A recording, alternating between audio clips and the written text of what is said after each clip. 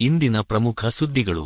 ಬಳ್ಳಾರಿ ಜಿಲ್ಲೆಯ ಸಿರುಗುಪ್ಪ ತಾಲೂಕಿನ ಧಾರಾವಿಯಲ್ಲಿ ಯಲ್ಲಮ್ಮನಹಳ್ಳಿ ಉಕ್ಕಿ ಹರಿಯುತ್ತಿದೆ.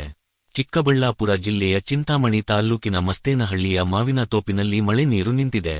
ಕಲ್ಯಾಣ ಕರ್ನಾಟಕದಲ್ಲಿ ವರ್ಷಧಾರೆ, ಬೀದರ್ನಲ್ಲಿ ಜನಜೀವನ ಅಸ್ತವ್ಯಸ್ತ, ರಾಜ್ಯದ ಹಲವೆಡೆ ವರುಣನ ಆರ್ಭಟ.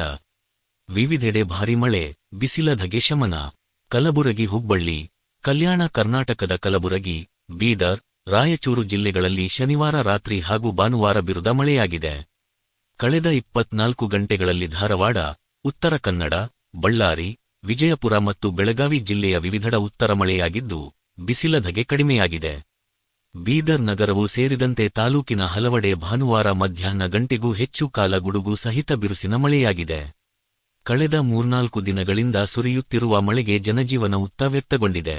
ರಾಯಚೂರು ನಗರ, ಮಸ್ಕಿ ಹಚ್ಚಿ ಚಿನ್ನದ ಗಣಿ, ಸಿಂಧನೂರು, ದೇವದುರ್ಗ, ಮಾನವಿ ತಾಲ್ಲೂಕಿನಲ್ಲಿ ಮಳೆಯಾಗಿದೆ. ಮಸ್ಕಿ ತಾಲ್ಲೂಕಿನಲ್ಲಿ 7 ಸೆಂಮಿ ಮಳೆಯಾಗಿದೆ. ಕಲಬುರಗಿ ಜಿಲ್ಲೆಯ ಚಿಂಚೋಳಿ ತಾಲ್ಲೂಕಿನಲ್ಲಿ ಭಾರಿ ಮಳೆ, ಗಾಳಿಗೆ ಮಾವಿನ ಮರಗಳಲ್ಲಿ ಮಾವಿನಕಾಯಿ ಉದುರಿ ಬಿದ್ದಿದೆ. ಬಳ್ಳಾರಿ ಜಿಲ್ಲೆಯ ಗೊಲ್ಲನಾಗರಹಳ್ಳಿಯಲ್ಲಿ 5 ಕುರಿಗಳು ಮೃತಪಟ್ಟಿವೆ.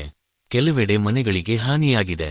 ವಿಜಯಪುರ ಜಿಲ್ಲೆ ಹಾಳಿಕೋಟೆ ತಾಲ್ಲೂಕಿನಾದ್ಯಂತ 7.88 ಸೆಂ.ಮೀ ಮಳೆಯಾಗಿದೆ. ರಭಸದ ಗಾಳಿಗೆ ಹಲವೆಡೆ ಮರಗಳ ಕೊಂಬೆಗಳು ಮುರಿದು ಬಿದ್ದಿವೆ. ವಾಹನಗಳ ಸುಗಟು ಸಂಚಾರಕ್ಕೆ ಅಡ್ಡಿಯಾಯಿತು. ಬಹುತೇಕ ಕಡೆ ವಿದ್ಯುತ್ ಪೂರೈಕೆ ಕಡಿತಗೊಂಡಿತು.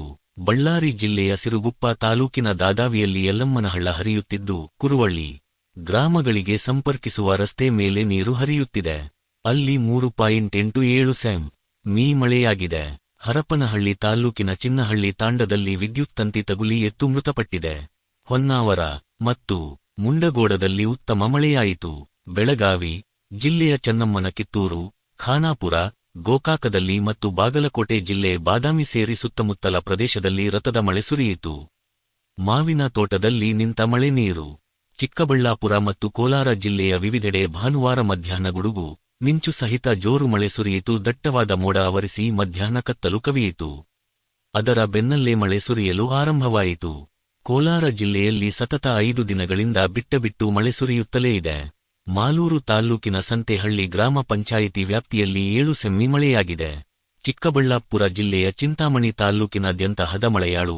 ಬಾಗೇರಳ್ಳಿ ತಾಲ್ಲೂಕಿನಲ್ಲಿ ಸುರಿದ ಭಾರಿ ಮಳೆಗೆ ಚಿತ್ರಾವತಿ ನದಿಯಲ್ಲಿ ನೀರು ಹರಿಯುತ್ತಿದೆ. ರಾಜಕಾಲುವೆ ಒತ್ತುವರಿಯಾದ ಕಾರಣ ಮಳೆ ನೀರು ಪಕ್ಕದ ಮಾವಿನ ತೋಪಿಗೆ ನುಗ್ಗಿದೆ. ಚಿಂತಾಮಣಿ ತಾಲ್ಲೂಕಿನ ಮತ್ತೇನಹಳ್ಳಿ ಗ್ರಾಮದ ಇಡೀ ಮಾವಿನ ತೋಪಿನಲ್ಲಿ ನೀರು ನಿಂತಿದೆ. ಕೊಯ್ಲಿಗೆ ಬಂದಿದ್ದ ಮಾವು ಕಟಾವು ಮಾಡದಿದ್ದರಿಂದ ಮರದಲ್ಲಿಯೇ ಕೊಳೆಯುವ ಆತಂಕ ಎದುರಾಗಿದೆ. ಸಮಾಸಿ ಮೇಲೆ 1 ಲಕ್ಷ ಹಕ್ಕುಪತ್ರ ವಿತರಣೆ ಇದೇ ಮೊದಲು. ಬಾಣಂತಿಯರು ಮತ್ತು ಪ್ರಾಮಾಣಿಕ ಗ್ಯಾರಂಟಿ ಹೊರತಾಗಿಯೂ 5 ಕ್ಷೇತ್ರಗಳಲ್ಲಿ ಸಾಧನೆ. ಕೆಪಿಸಿಸಿ ವಕ್ತಾರ ಕಶ್ಯಪ್ ನಂದನ್ ಅಭಿಮತ. ಸಮಾಧಿಗಳ ಸರ್ಕಾರ ಸಾಧನಾ ಸಮಾವೇಶ ನಡೆಸಲು ಹೆರದೆ ಎಂದು ವಿಧಾನಸಭೆ ವಿರೋಧ ಪಕ್ಷದ ನಾಯಕ ಆರ್. ಅಶೋಕ ಹೇಳಿದರು.